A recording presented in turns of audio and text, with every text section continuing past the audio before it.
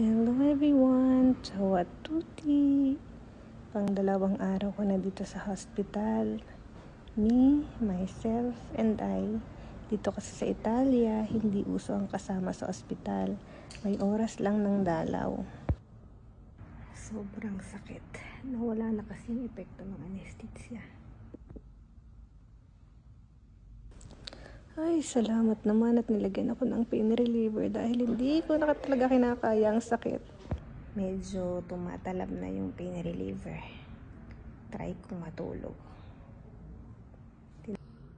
Buonanotte.